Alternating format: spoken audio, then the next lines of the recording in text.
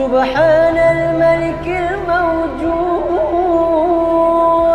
سبحان الملك الحي الذي لا ينام ولا يموت ولا يفوت أبدا سبوح قدوس ربنا ورب الملائكة والروح.